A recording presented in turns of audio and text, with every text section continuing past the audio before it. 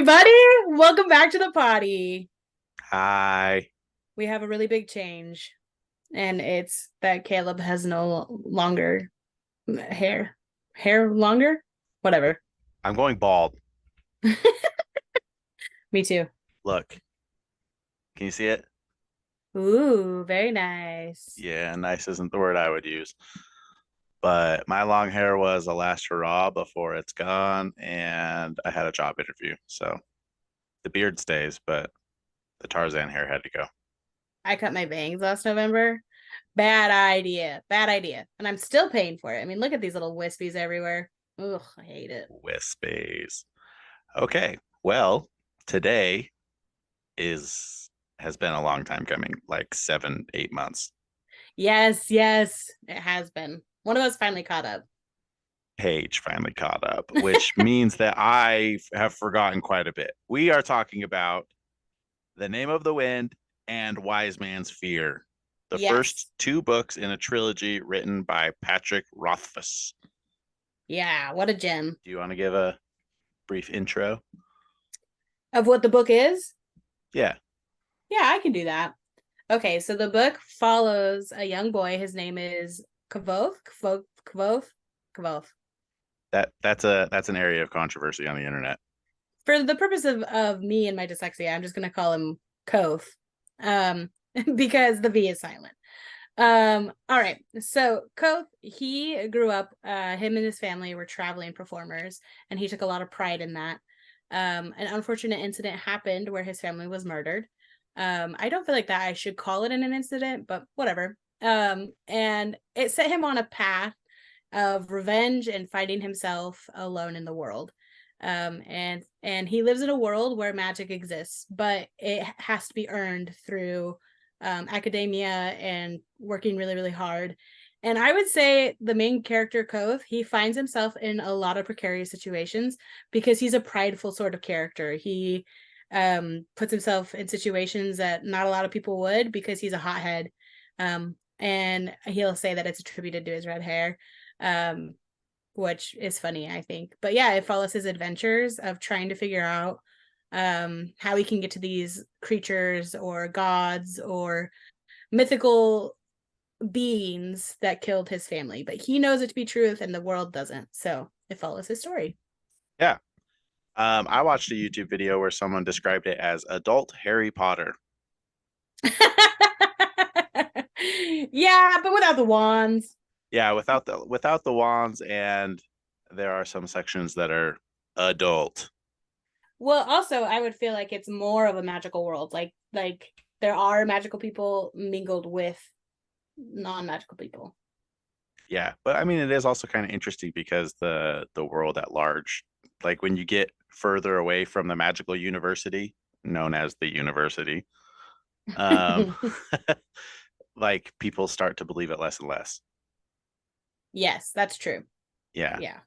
yeah. And okay, here's the thing about Name of the Wind and Wise Man's Fear.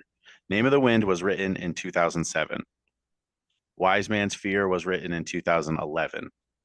They're the first two books of a trilogy, and the try part of the trilogy, meaning book three, has not come out yet. Which is a huge point of controversy. Yes. Huge. Yes, but it should be coming out soon. He's already apparently released like the first chapter. Oh, really? Yeah, I didn't go read that though. Wow, we really Um, came in at a good point. yeah, so I mean, like, if you guys are looking for a good book to read, this one's a good book to read. I will say it starts out kind of slow in both books because there's a lot of world building that needs to be done. A lot. Like an insane amount. So much so that you're like, am I even in the same world? Yeah, but like by the end of book one, I was like, wait, why did it just end? And then, I mean, then it was like slow at the beginning of book two, but then at the end of book two, now I'm just a little bit like, okay, like I have a lot of questions that I need answered. Yes, I would say that. I'm going to be honest. If I had just read Name of the Wind and not number two, like if I didn't push to read number two, I don't think I would be singing its praises. But because I read number two, I'm liking it. I'm liking it. Yeah, number one was really just a groundwork thing. Yeah. They introduce the characters, they introduce the world. You have like a few very small adventures, and then you're like, what? Yeah, and then it ends, and you're like, oh, okay. Yeah, Wise Man's Fear definitely is better. Okay, but how would you rank it? I would give it. Here, let's do separate and then together. So like book number 1, book number 2. Well, okay, here's the thing about it though, because like I read it one time. So off of a one-time read, I think I would give Name of the Wind 3.9. Didn't quite Mm. hit my 4-point mark. Mm-hmm. However, I have been watching a lot of YouTube videos about it, and I think on my second time through, it might bump up to like a 4.5. Wow, that's actually really good. Yeah, just to kind of put it in context without like getting into it for people who are planning on pausing the video and reading the books. Um, it's a little bit like how in Harry Potter 1, because everything goes back to Harry Potter. In Harry Potter 1, when Hagrid is like, I borrowed this bike from Sirius Black. You know, Mm-hmm. you breeze through it your first time through, you're like, okay, that's a stupid name. And then you learn who Sirius Black is. And then when you're reading Harry Potter 1, you're like, oh my gosh, that's Sirius. Mm-hmm. You know? I actually didn't know that until just now. You didn't know that? No, because I've only read it one time through. That's funny. See? But that's the thing. Like, apparently there's a lot of like things that were alluded to in book 1 that are like talked about in book 2 that like you wouldn't explicitly remember. But if you go back and read it, you're like, oh my gosh. Wow. Yeah. Honestly, and I'm so sorry that I'm doing this, but because I had read it just once, and because I just recently read number 2, I honestly would have given Name of the Wind like a 2.8. And I have valid reasons. But he fixed them all in book 2. And I would say book 2 was a solid 4.3. And together, I would put them, honestly, I would skew it all the way back up to 4.3 because he answered my concerns in the second book. Like he learned, I think. I don't know if he read reviews or anything, but yeah, he fixed all my concerns for Name of the Wind. If I were to rate Wise Man's Fear by itself, I would give that one a. This is gonna sound weird because I feel like you would think it would be an average between the two for the series, but I feel like Wise Man's Fear on its own is like a 4.5, but like both of them together, I feel like is still like a 4.5. That's pretty close to what I put it at. It's pretty close. Mine's a 4.3, yours is a 4.5. So overall, it'd be like a 4.4. But I have a feeling that book 3 would really bring it up to like a 4.9 if he can like finish it out good. I mean, yeah, if Buddy Well, Boy and Buddy Boy's written 2 novellas or whatever. mm-hmm. Like, how are you gonna bust those out without focusing on your book? I know one's about Ari or something like that. I haven't read it. I just know it's about her. Mm-hmm. And I'm like, I don't know how you could write a whole book about her, considering that she like speaks in poems and rhymes and riddles, and it's like there were other characters there, Patrick. Come on.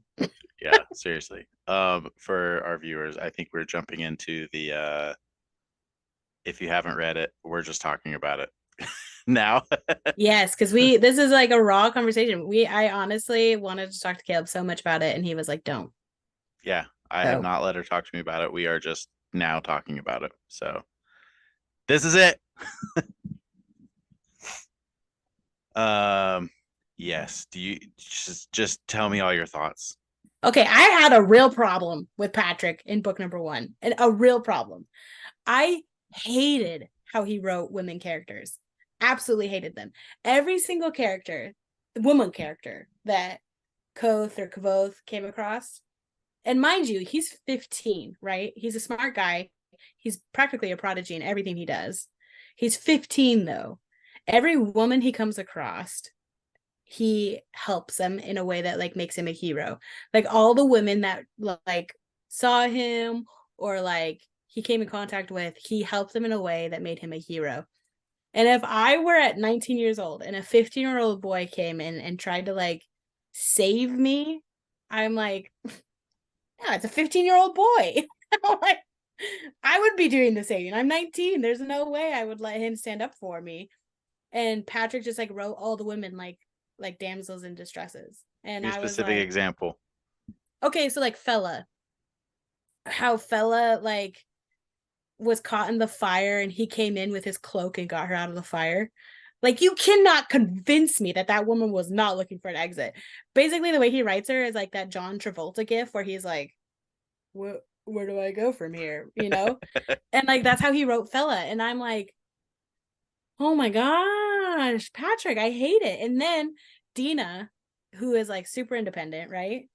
Like, she was like instantly in love with Kvothe. And then like every other, and then that girl that he rescues in the beginning, I don't remember. He was like traveling on the road and like helps her or something in that city that he lived in before the university. Like, I didn't like it. He fixed it in number 2, but in number 1, I was like, Patrick. In defense of Fella, which the whole time I was reading it, I pronounced it Fila. Fella. Well, I read Fella the first time and I was like, I'm not going to call a girl Fella. How you doing, Fella? Anyway, there is a little bit of online chatter that she may be a Chandrian. Ooh. Ooh, indeed. I do like that. Yeah. What if Dina was a Chandran? So I'm going to say Denna. What if Ari was? There's no way Ari is. She's too nice. Maybe that's why she got her own Novelia. Who knows? Boy, if it's Count Threat. There's some people that think he is too. That's actually really cool. I do like that. I didn't even think. Should we dive down this vein real quick? Yeah, like, who might could as be well, a Chandrian? right? Okay, Yeah. Here's the one that I thought of personally, and I've been seeing some YouTube videos, and everyone else is like, yeah, Buddy Boy is totally a Chandrian. Who? Breton. The old man who plays chess with Kvothe. Oh, yeah, I could totally see that. Yeah, it's not chess, it's some other stupid game. But it's like they call it tack. But here's the thing. Wait, hold on. Guys, a Chandran are people who came and murdered his family. Well, specifically one, but they're the ones that he's after. Okay, but here's the thing about that. We're talking as if everyone who's listening has read the books now. We don't need to explain this stuff. Just in case. If you don't know it, go read it, please, so we can talk about it. Okay, who else? Who else are people? No, but here's the thing about Breton. Oh, okay. Breton is totally a Chandrian, meaning he's the leader of the bandits. Okay. Mm-hmm. But also he is Master Ash. Ooh. Denna's patron. Here's my thing. I think he's actually a good Chandran. I don't think he's the one that's coming after what's his face, Kvothe. I think he is actually a nice guy. And I think the family matters he was after, he was probably also trying to get his brother Chandran out of the bandit camp. Because remember, he wanted to talk to him before he had to go, and then he wasn't there. And so my guess is that's what he was doing. But I could see him as being Master Ash. I do when he went to that tree, I forgot what they call it. The Kvothe. Kvothe. Oh, whoa. Chant and Kvothe. Way different. It's a Kvothe. I've seen enough videos. Okay, so the Kvothe, the tree that tells his future.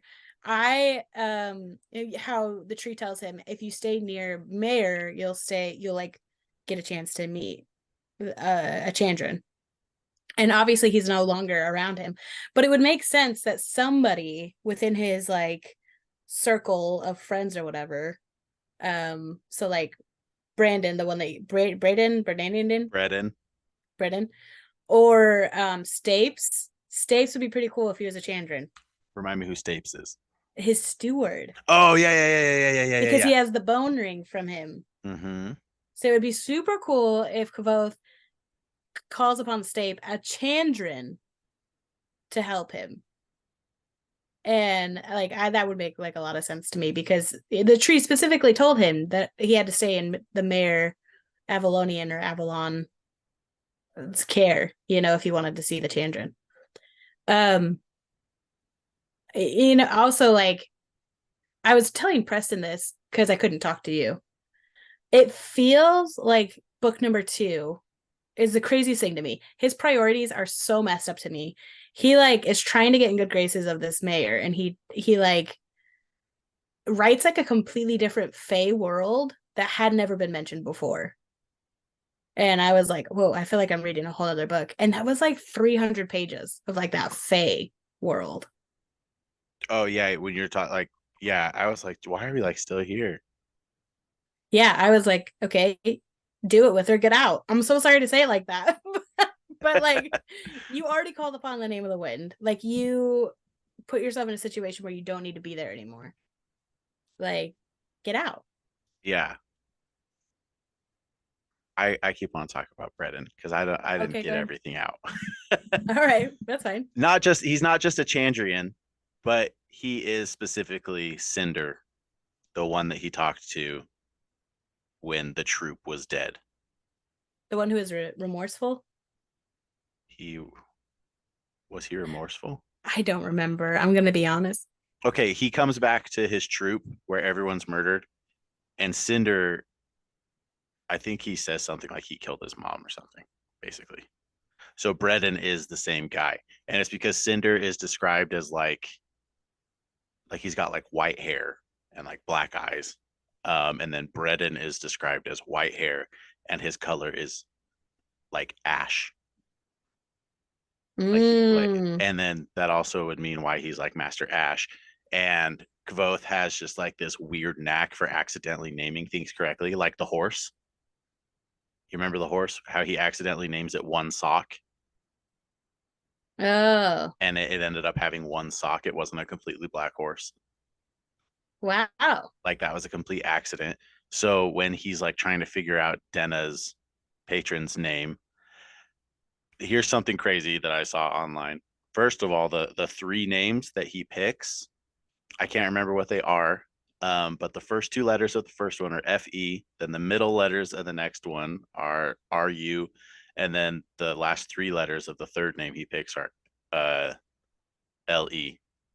So Ferrule is the actual name of Cinder, because Haliax, the guy who is in charge of the Chandrians, calls him Ferrule in book 1.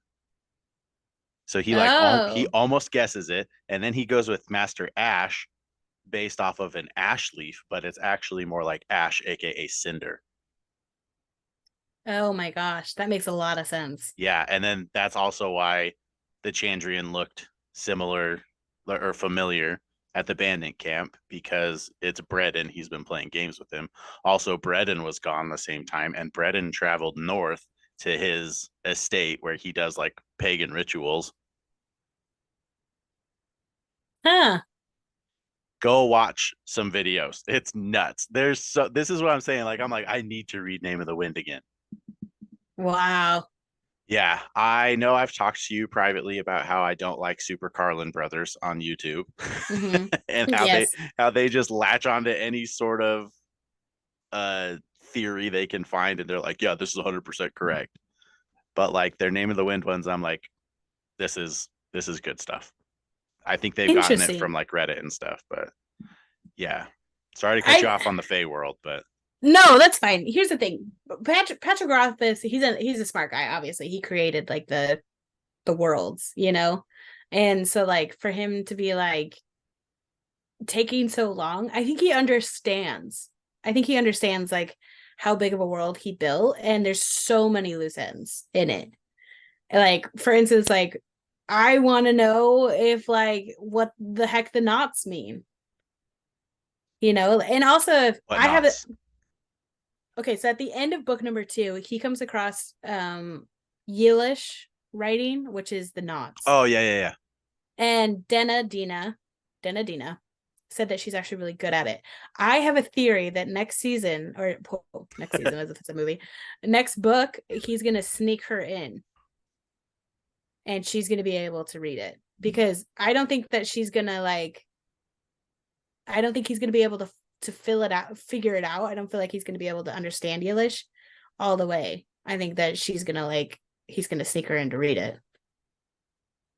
Interesting. That's my thought, because it's a loose end, right? Like he knows a back way into the archives. So if he knows a back way, the back way's gotta be like an answer. It's sort of like the theory of like the gun on the shelf. Have you ever heard of that? Mm-mm. If you ever watch a movie or read a book and somebody mentions a gun on a shelf, no matter how big or how small, the theory is that somebody's going to use the gun. So if something's mentioned, no matter how big or small in a book, it's going to be used. So Okay. like my theory is the archive, if he knows a way in, he's got to sneak somebody in. Yeah. 100%. I always thought that I thought he was literally just going to use it for the money lady. I can't remember her name. Devi? Devi. Yeah. Yeah, I thought he was Yeah, just the going to one use name that for everyone can her. agree on. Devi. Oh my gosh. I also have another theory about adult Kvothe. So coat. Yes. Okay. This is good. Do you remember the name of his inn? It's the Greystone Inn. Greystone. Yes. Now, at the end of book 2, he finds 4 whatever they're called, for like ingots that can block like metals and like all of that. I have a theory that he built his inn with those. And I wonder if that's like messing with like his magical abilities. Hmm. Yeah, I hate that his magical abilities are gone when he's an adult. Like, and here's my real big gripe with Name of the Wind. He doesn't do anything cool all of Name of the Wind until the dragon, which Yeah. is the literal end of the book. Yeah. And then also all of the flash forward stuff, he's like telling the story about how he like literally becomes a king killer, which we don't even know the king that he kills yet, or if he's even the king killer. Um, but like he's not doing anything cool as an adult either. Like I feel like book 1 was this promise of like this just prodigy, super cool thing, but like it didn't happen in book 1. And book 2, Mm-hmm. it's starting to get there. Okay, so that's my another thing, right? Gun on the shelf theory. They mention Ambrose is like 9th in line for the throne. So that the theory, right? Like if Patrick mentions it, it's gotta be there. So if he mentions that he's the 9th in the line, if he kills 9 people, boom, he's the king. It would make sense for Kvothe to kill him. So yeah, Caleb, do you have a question? No, I have a very, very long YouTube video that I've watched that I would just love to tell you about. Okay, tell me about it. Okay, this goes to, there's a lot of things here. We are going to start with the fact that Kvothe in book 1 was singing this Lady Lackless children's rhyme. You probably don't Mm-hmm. remember it, but he was singing it around the campfire.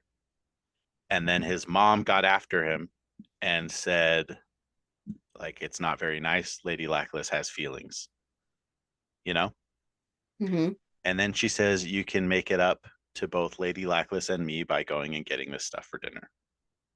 So he goes and does that. Later, we learn, because he's writing poems for a Lackless, for the mayor, because the mayor wants to marry a Lackless, right? Mm-hmm. We learn that her sister left their family for someone of the Adimaru. No freaking way. I know where you're going. I have a theory. I know where I connected it already. What is it? His mom is Lady Lackless. His mom is Lady Lackless, which only a Lackless, aka a Lockless, can open that box that she has, which is the key to opening some stone doors in the university. But here's why I'm really talking about this. If Kvothe, Coat, I don't know how to say his name, if Red Hair Boy is a Lackless, he is 2 places above Ambrose in line for the king. And you know what 2 places means? 7, which has been a recurring number throughout this whole thing. Yeah. Well, I mean, that's because that whole family died in that shipwreck. Because when they first talk about it, Ambrose is 12th in line, but now those people died, so now he's like 9th in line. Yeah, but you minus 2, that equals 7, and then there's 7 Chandran. Wow, Patrick, hats off to you. Yeah, there's a lot of crazy things that like the YouTube videos I've been watching. Okay, this guy who's really good at it, his YouTube channel is like captured with words or something like that. I'll put it in the description. Um but like it's like his favorite book, and I feel like he just reads them like people read the Bible.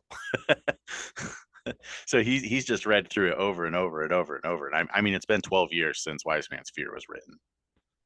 Yeah, You're able to pour through that. But like, I think that's kind of where it's going. that would actually make a lot of sense. I would say like both like the fact that like they mentioned the Edma so early on about how she hates Edmara. I'm surprised that he hasn't tried to find other Edmara, you know?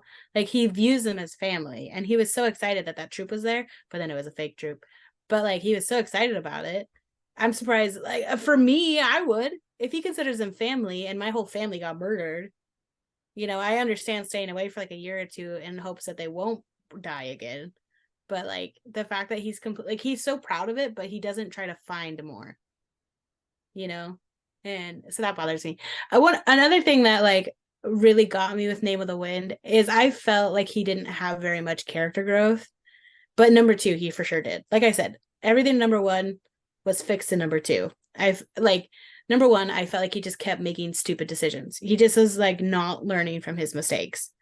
And even in the beginning of number 2, it really bothered me how he lost all of his money again. Cause I was like, we already got to a point where he was financially stable, and then he just goes and like loses it all again. I was so frustrated. I was just like, stop putting us back in the same box. Yeah, I was telling Janessa that I was like, I feel like this whole story is about him getting money and then like losing it all, and then getting the money and then losing it all. It just keeps going and going and going. It's so annoying. Yeah, like I totally get needing to recap a story. But if Twilight's able to recap it in 1 chapter, I mean, I'll give you like 3, Patrick. Come Come on, on. Pat. But overall, I think it like makes sense. I mean, there is another like loose end that I do want him to clean up is like I do want Kvothe to go back and buy that emerald necklace. I think that if he buys the emerald necklace and makes it into a wedding ring for Dina, I think that would be really, really cute. Do you remember that? No. He goes to buy a ring for Dina, Oh, and her then ring? her ring, and then he sees a necklace, and he goes, that necklace is like the jeweler's like, oh, that's a nice necklace, and then Kvothe connects the dots that it was actually Dina's, and she sold that for his loot case. And so I think it would be cute. I think it would be incredibly cute of him to buy it back and then to make it into a ring and give it to her as like a wedding ring. Yeah, that's it. I think that he's going to find out that her patron is a Chandrian, and her patron is going to kill her, and What? and then he's going to lose his shiz. Wow. Okay. So Dina, I think, I guess I don't know. I was sort of like not expecting Dina to die, but it would make sense. Okay. So here's another thing, another theory that I have. I think Willem is gonna die. No, he's too sweet. That's the thing. I think he's too sweet. So I think he's gonna Kill get cut down. Sim. Yeah, but he has Bella. He like give somebody a good story, right? Bella's a Chandrian. Mm-hmm. How crazy would it be if Ambrose was a Chandran? How crazy would it be if every single one of the masters of the university were actually Chandrian because there's like 7 of them? Ooh, that would actually be pretty cool. I feel like it's too on the nose though. Well, the Chancellor's gone, right? With Is he? some unknown sickness. Yeah. And Ah. remember Master Dell, the one who hates him, is the Chancellor right now? Oh yeah, that's right. That's right. Man, how great would this conversation have been if you read this the time frame when we were supposed to? Okay, yes. Everybody, I am so sorry. I had a life. Had pre past tense. Now I don't. I do nothing. So. Um, what did I want to say? I forgot, so it's probably not important. Um, I will say he has done such big world building that he has so many connections now, and there's a lot of characters I like.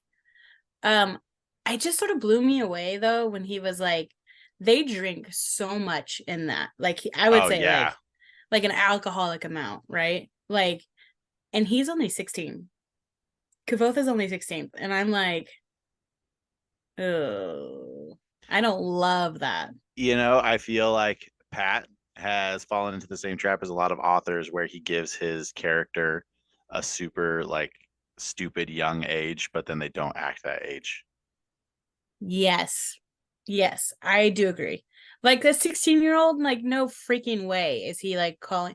Well, he sort of did fix it when he went into the Fey realm and they were like, "How long were you in there?" And he was like, "I'm not sure." So he could be honestly like 21, 22 by now by Yeah, like but earthly like standards, but I don't know. I don't know. It's not important. I just feel like he doesn't act like a 15-year-old in Name of the Wind. no. And he Yeah. doesn't act like a 16-year-old in Wise Man's Fear. Also, Buddy Boy goes to the Fey realm to be with a woman for the first time, and he just rocks her Fey world that she's been living Freaking in for 1,000 years. Come on, Well, she does say that she likes how innocent he is because I guess like the come other on, guys he Pat. got. Yeah, okay, come on, Pat. Come on, Pat. Come on. He's just living his own fantasy in his book here. He's like, Okay, um, I will say there is a lot of that adult content in there, but it's like not super explicit. Like it's not like vampires breaking headboards explicit. So that is you're true. if you're wary of reading the book because of that, I like it. It is It's not bad. it's yeah, but it's also more than I care for. Yeah, I mean, the whole idea of like a fae existing just to have sex with mortal men, that was sort of like how he writes women. Really, Yeah, really bothers me. Also, like how Hesp is like lazy, the mercenary. He does sort of fix it though with a whole entire culture with better women fighters. Like that's sort of cool. I respect that. yeah. Well, I think his writing of the women got better because of the I'm gonna Adem. Yes, the Adem. That's what I'm talking about. Yeah. Wait, Yeah, no, the Levant, the Lysanth, Lyasanth. the Scythe. No, the Adem are the red clothing people. No, that's a Lysanth. No, you're talking about the Lathani, which is the Red clothes people. no, they're not the Lathani. The Lathani is the creed that they live by. Oh, They're the well, Adem people. one of us And wasn't here's what? one of us wasn't paying attention that much. Well, one of us has been watching YouTube videos. Are you ready for this one with the Yes. Adem? Yes. Okay. It's a doozy. I'm excited for it. I just feel like I'm trying to compress these theories into this little podcast, but like if you could like go out just watch these things, it'll blow your mind. Okay. So the Adem, their swords can be traced back thousands of years, right? They can be traced back to the town of Terinial, which is the same town as Mir Terinial, which is the town that Scarpy talks about all the way Who's back in book Scarpy? one. Scarpy's the old man in the that tells stories when Kvothe is homeless. Okay. and he gets arrested, and he's like, I've got friends in the church. Mm-hmm. Yeah.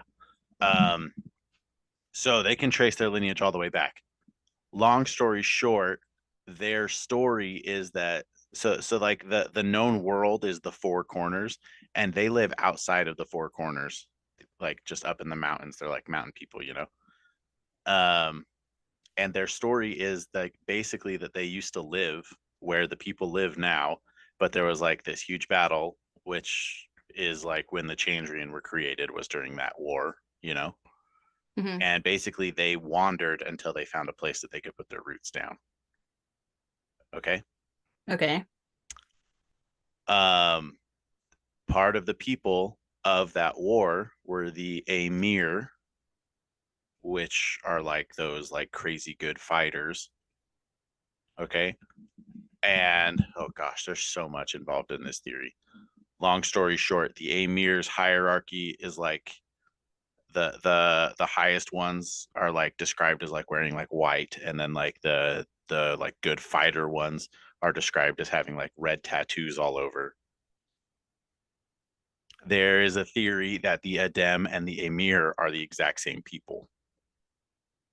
And doesn't Kvothe sort of see them as bad? The Emir? Yeah. No, the Or Emir no are, good? yeah, they're good people. They're the good people of the church, but like they also do it bad. Like they do whatever they need to for the greater good. So they'll Okay, like yeah, kill that's making indiscriminately. sense. Okay. Yeah, but here's another thing. Adem, who were traveling to get there, they were wanderers.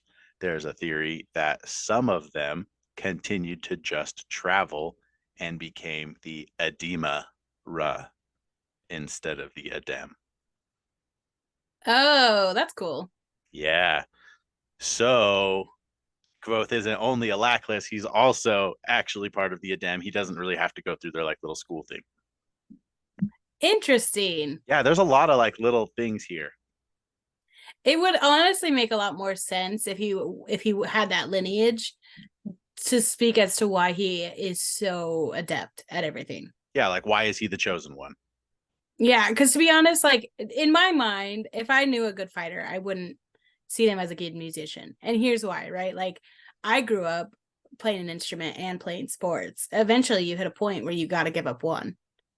And for him, he's a master in both. Well, I mean, technically he's in magic, but like I don't know. It just in my mind, I was like, there's no way that he would be like a master at everything. But it would make sense. And also, I do think it would be really cool if Elodin, the master of names, if he was a Chandran. Here's why. Because like if Kvothe was like in class or something with Elodin and he was able to call upon a name and he called upon his name, like Elodin's name, that would be pretty crazy. That would be pretty crazy. And also, Elodin, it was sort of like super transparent, but how Elodin at the end of book 2, he goes, Kvothe asks about changing names. He's like, what happens to a person if they change names? And then Master Elodin was like, did you? And he was like, no, not me, a friend. And he was like, she did? And he was like, yeah, she likes to be called by different names. And he was like, oh, so she just liked to be called by different names. She didn't change her name. So for that, like obviously Kvothe goes by Coat in like the flash forwards. Well, technically the flashbacks are Kvothe, but Good point. I think thank you. Gotta catch that. Actually. Uh I, I obviously like that was an obvious like he changed his name, and because he changed his name, he forgot who he is. So if he I could see his powers returning once he goes, I am Kvothe, the Kingslayer, and then boom, calls upon lightning. You know, that would be pretty cool. But he's got this next book is going to be like 3,000 pages long. I Oh do not yeah, know. it's got to be. Like I'm surprised that he hasn't pulled Christopher I don't know how to say his last name, Paolini, the guy who wrote Aragon. That was supposed to be a trilogy and he broke it up into 4 books because the last book was so big. I will say this. One of my other favorite books, it's not down here. It's called Bone Witch, and it's written like this, where you're in the mind of the future villain or hero, whichever one. And then you come back and you try to see how they get to where they are. And I like that. I think I do. I'm very intrigued by that mystery. I Yeah, think like that's sort of fun. yeah, like why is there the disconnect? I don't know if you saw my name here. Hmm. Did you know that? Kote No, I didn't. is disaster in Siaru, which is the language that blah, blah, blah, blah, Kilvin, I think his name is. That's the language that he speaks. And we find out about Kote because he like says that. He like says the word Kote one time. So I mean, with Kote being a namer and he changes his name to Kote, like he like literally is becoming disaster. So I think that's why he can't do magic. So I think you're right. Like he has to come back to being Kvothe. Yeah. And some I people also think that he locked his name in that chest that he can't open. Oh. Yeah. I have a theory. I have a theory that Bast is his son. I was gonna say that, and that Reshi means father. Yeah. Yes. Because he literally had sex a ton of times with that fairy.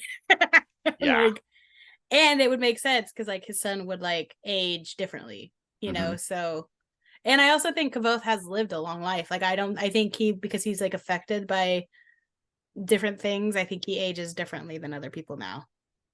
Oh, interesting. I didn't even think about that. I just thought that he was like just in his 30s and all this stuff takes place in like 15 years. And I feel like Bast acts like a young Kvothe. That's true. That is definitely true. How he like has like 1,000 things going on in the background, Yeah. and but it seems like it's a one thing. But also at the end of the book, are you a little bit like, is Bast a good guy or a bad guy? Yeah. Well, he was just trying to get him to like, oh, but because he killed the soldiers. No, I'm like the very, very end of the book, the epilogue. Did you read the epilogue? I thought I did. Where he kills the soldiers, right? I don't remember him killing soldiers. I just remember him like meeting up with someone outside of, because like at the end of number one, he meets with Chronicler, right? And then at the end of number two, I feel like he like met with someone outside of town, like basically saying like the whole Chronicler thing isn't working. Oh wait, I was totally right. It's called the Waystone Inn. Wait, you can't see it. It does say Waystone. When I asked what was the name of it, I was like, I'm pretty sure it's Waystone, but you said Greystone earlier. That's why I have the theory that those ingots are buried in the inn because they were like a Waystone ingot. I thought that they were called Greystones. My bad. No, that's okay. I just was trying to like make my Which point. they are the gate to the Fae. Amazing. Yes, I So did maybe read his it. inn is a gateway to the Fae.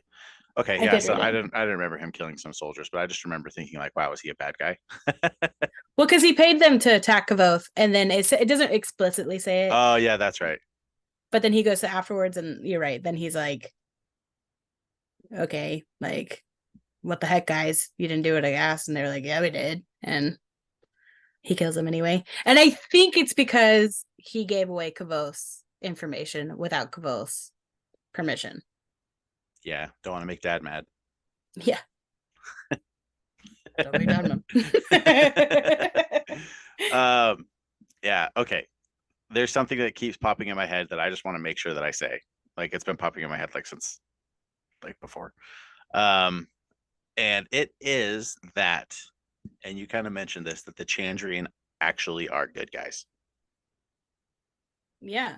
Well, no, I told you something else that we'll Well, talk about okay, later. yeah, you told me that you think that Bredon is a good Chandrian. Oh yeah, but there is another thing I want to talk about. Yeah.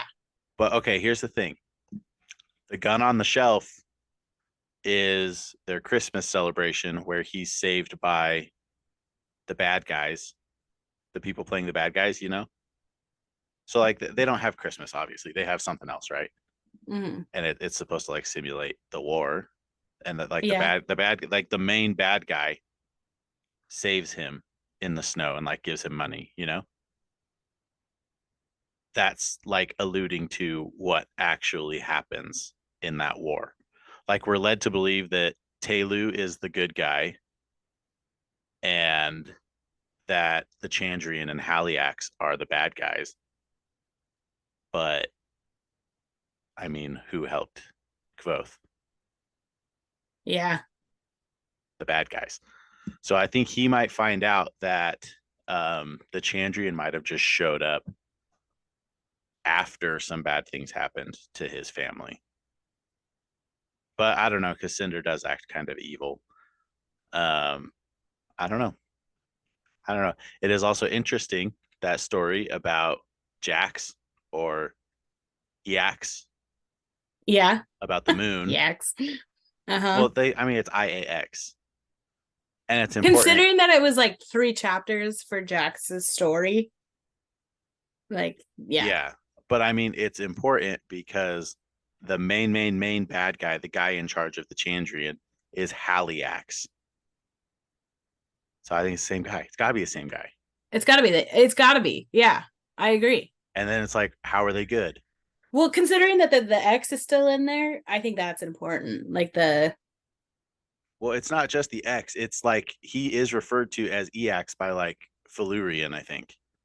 Oh, yeah, that's He's true. called Jax by the mercenaries, but Eax by Felurian, and it's Haliax. So it's the full IAX at the end of his name. That's actually really cool. Yeah.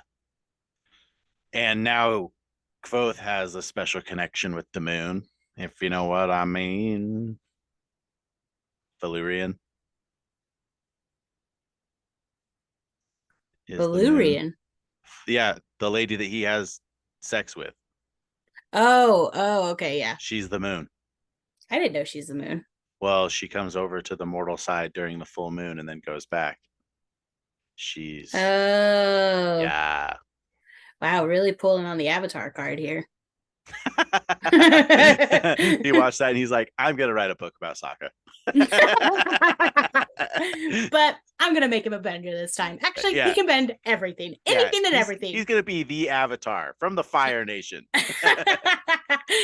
I had a theory that when Kvothe came in and the mayor was being slowly poisoned, that I had a theory that that alchemist was actually a good guy, and that he was killing a potential like tyrant. But the mayor's not like an actual leader. No, I know. I wonder because he's been with him 12 years. Like, why now? Why, after 12 years of being with him, why did he decide? And Kvothe asks all those questions, but none of them get answered. That's true. Maybe Breden convinced him to. I don't know. My thing is, though, right? Like, why? Okay, let's back up a bit, right? The mayor could have had any girl he wanted, any girl. And he specifically chose the only living, because Kvothe might be a living, lackless in existence. He chose her out of everyone, and he gave specific reasons to Kvothe as to why he wanted her specifically. But I don't think that is it. I think he knew what. I think he knows what's in that box, and I think he knows what's in the door. And I think he knows how to trap the Chandran. I think he knows how to become a king, and I think he knows what he wants. Wow. And I think that the alchemist, because he's a student at the university, I think he had enough connections to figure it out that the mayor was not doing this. Like, there had to be a bigger reason as to why he was poisoning him other than just to be poisoning him. Like, there's no explanation, zero, none, zilch, as to why he was poisoning the mayor. It's a gun on the shelf, literally gun on the shelf. That's true. Come on, Pat. I'm just saying that'd be pretty sick, right? Like, if like, also I have a theory that because the alchemists, they never said what happened to him, but that they caught him, and that it was the main guard Dagon or something like that caught him. I have a theory that he's actually still alive, and like Kvothe is gonna find out and rescue him and get all the information out, and then maybe he'll die after that. All I'm saying is they better hit the ground running with book 3. Yeah, he cannot do recap. He cannot. I'm gonna be honest. There are some books that you need a recap in, but a book this big with this much lore, there's no way to recap it. Just assume that everyone's read it. Yeah. Well, okay. Here's the thing. Like, are we actually 100% sure it's going to be a trilogy? Like, he told Chronicler that it takes 3 days to tell the story, aka 3 books, you know? Mm-hmm. But it's like, what if at the end of those 3 books, he like didn't get through like that he like left some stuff open, you know? Well, I mean, it could take 3 days to tell the story and then 1 day to finish the story. Yeah, well, because there is also the thought. Okay, what is it? When he's like talking about the Chandrian in book one, and he refers to okay, it's when he tells the story and he sees the Chandrian for the first time. Okay, I've got it. He sees the Chandrian for the first time, and Haliax calls Cinder Farula and not Farul. But later, when he's like talking about the Adem, because the Adem know a butt ton about the Chandrian because they were there when they were created.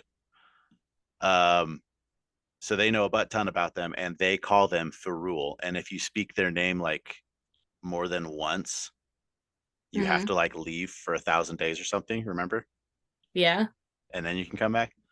Um, it's almost like Kvothe is. It's almost like he's like pretending like he can't do the magic, and then he's also trying to bring the Chandrian to him. So he's using this story as a way to like bring the Chandrian so he can kill him. So that means that book three would be the end of the story, but then there would be a surprise book four where it's like present day, what's going on. Yeah, that's what I'm saying. Yeah, I could see that. Yeah. Also, it would be pretty crazy if Kvothe becomes a Chandrian.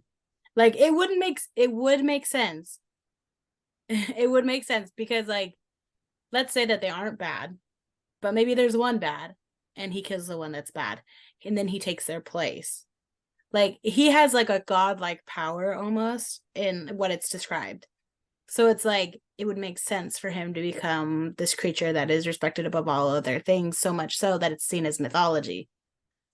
So in book one, when Chronicler gets to the inn, Mm-hmm. um, and he's like basically like trying to tell Coat that he knows that he's Kvothe, Mm-hmm. he makes the comment that some say that there's a new Chandrian born and that his hair is red as the blood he spills, or something like that.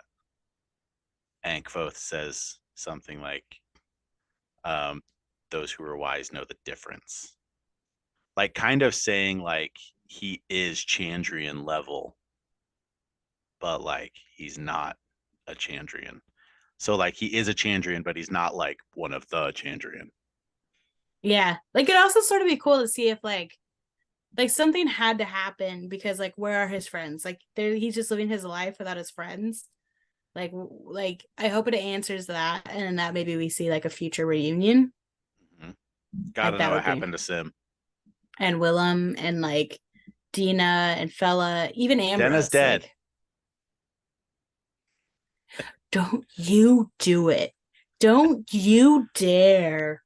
I don't know. I actually don't like her that much. I don't care I what she hate does. her.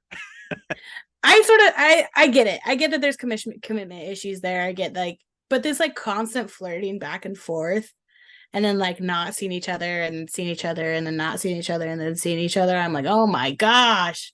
Yeah. The will they won't they is getting boring. Like like I will be honest. Like that I'm like Yeah, I'm just like, move on. Devi's cooler. Devi's cooler. Also, like, let's be honest, like, he had a literal fae. And then like and for a lack of better of hiding it, Dina's a prostitute. So like not saying that that like affects like any like level of like oh they're not on the same level. I'm just saying that like Dina has different priorities than him. Like like they just don't have the same goals in life it seems and it just doesn't seem like they're good together. Yeah, I agree. I liked the his master. I liked her in the Adem. Oh yeah, I forgot her name, but yeah, she's cool. Yeah, I like her. And I think it's important for him to like have somebody that shares his interests and she does. Mm-hmm. And like I think that's why he likes Dina is because she shares interests. But he doesn't like Phyla. Fee Um fi fo fumla. yeah. Because she doesn't really share interests with him other than school. But he's like there's a bunch of girls in school. So Yeah. that's why even though she had a crush on him, he didn't really see her as an option. Which, why did she have a crush on him? He's like 15. Well, I don't know. This is what I'm talking about. He doesn't know how to write women. He also doesn't know how to write 15-year-olds. Yeah, it's a real crutch. Yeah. I will say, I bet at the end of it all, after Kvothe fixes whatever Pandora's box he opens by opening the stone doors, um, that Sim will become the king.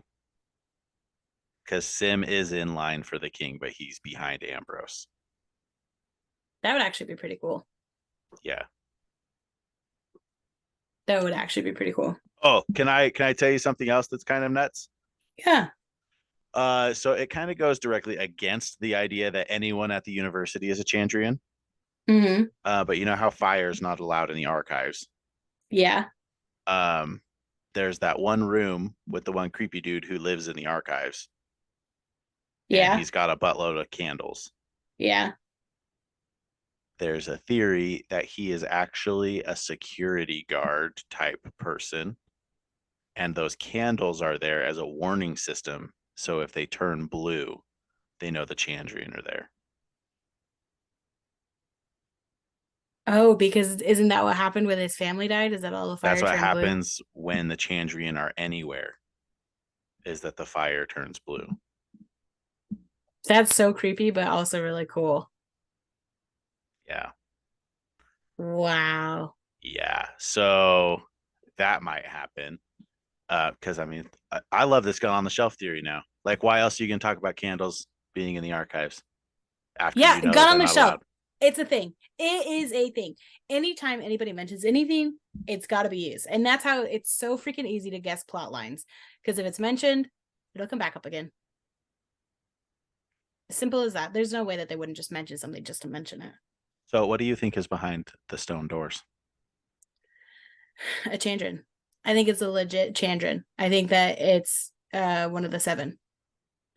But Or weren't they all there at the troop? were they? Oh, they were they? I don't know, It's got to be but something so big people that know that like there's seven, and people talk about all seven, and then like then that vase from the wedding in Trebin, mm-hmm. um, there were 8 people on that vase. So some people think that Haliax isn't actually a Chandrian, but yeah. So would one be a way? I've heard some theories that people think that Jax is behind the doors. Maybe it's not a person at all. Maybe it's just a book. Maybe it's like the names of the Chandran written down. Oh, wow. Like that would make sense, right? Like That would make if it's a sense. library, like that would be what's behind it is a And that would book. also make sense why the warning system is there, is because the Chandrian are trying to take care of all known like history about them. Yeah. My So question they would is, go to the university to destroy that specifically. yeah, Oh, I like my that. I do have a question for you. Why do you think that Chandran was a bandit leader? Like, why do you think that like why was he doing that? You know, Um, I mean, they need money. I don't know if they do though. They're so old and so ancient. Yeah, I don't know. Like maybe the mayor actually is some sort of bad guy, and like, but like, yeah, that's the thing. Like, what are the Chandrians' actual motives? Because that's the thing is like, Kvothe's dad, Arladin, he mentioned that he like has figured out their motivation, but like we don't know what their motivation is. No, because he never wrote down like the name of the song or like the song. No. So I mean, that's another thing. Like, are we gonna learn the motivation? That would actually be so cool. And number three, if Kvothe brings out his lute, or maybe maybe his lute is in the chest. Maybe he locked up his lute because he thinks in the flashback that he was good enough to fight the Chandrian. He sang his father's song, and then the lute got his friends killed. And then Interesting. he locks up his lute. Oh man. So part of the Kvothe being a Chandrian theory Mm-hmm.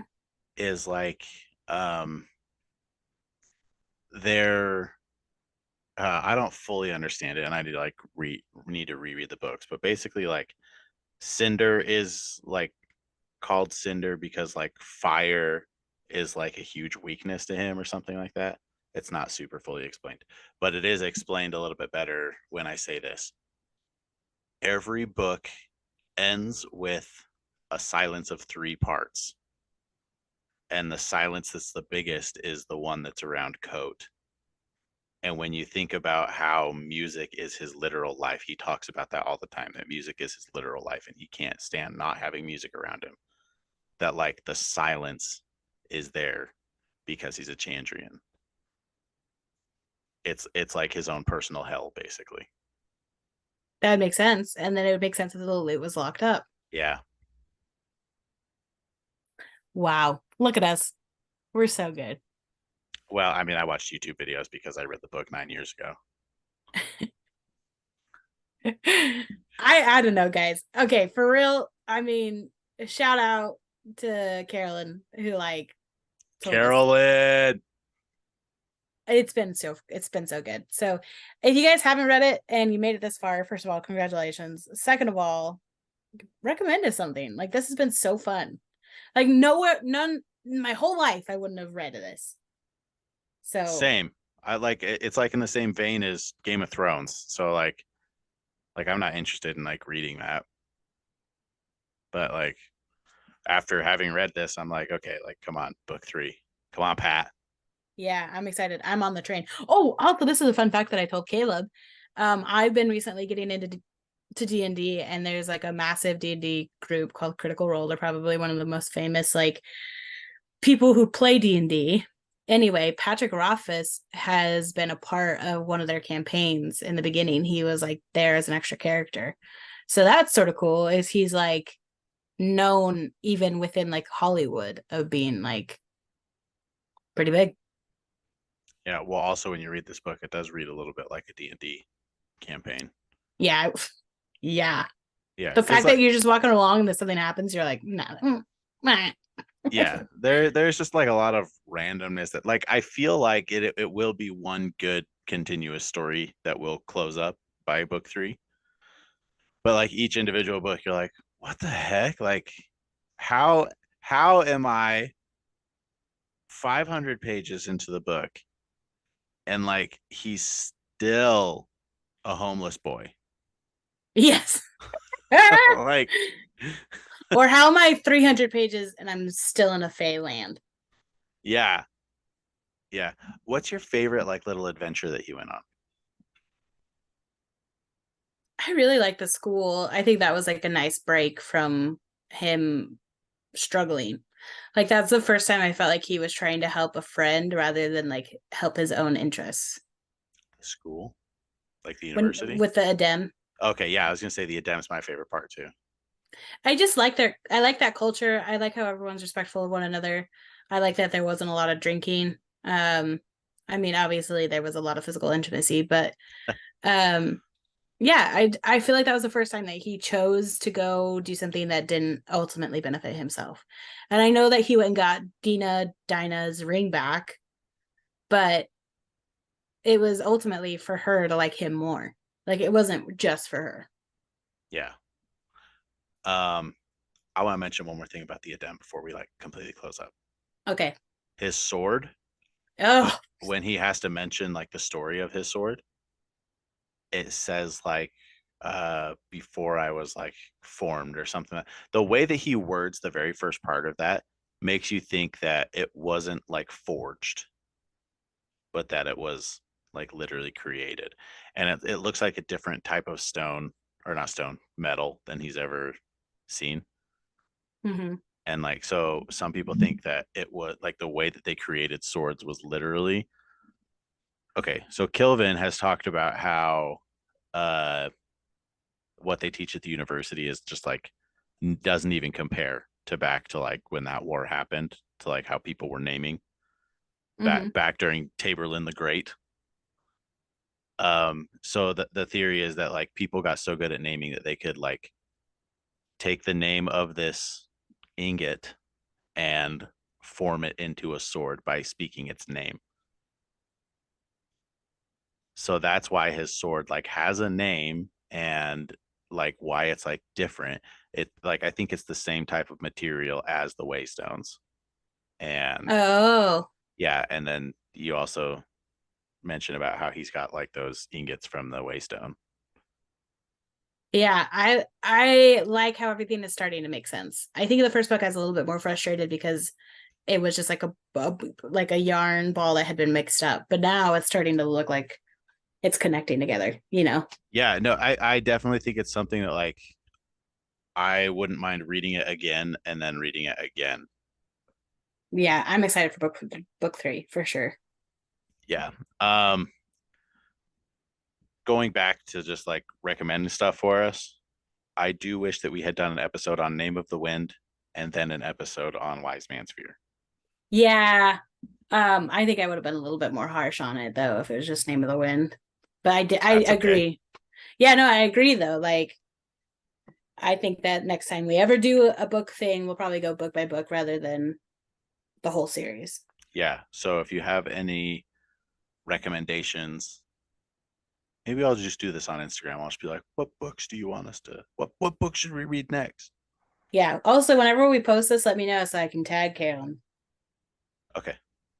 Wait, do you want to tag her on YouTube or on Instagram? and stuff. Cool. Cool, cool, cool, cool, cool. Cool, cool, cool. Go to your library and read it. Bye, guys. Love you. Bye. Wow. Nerd.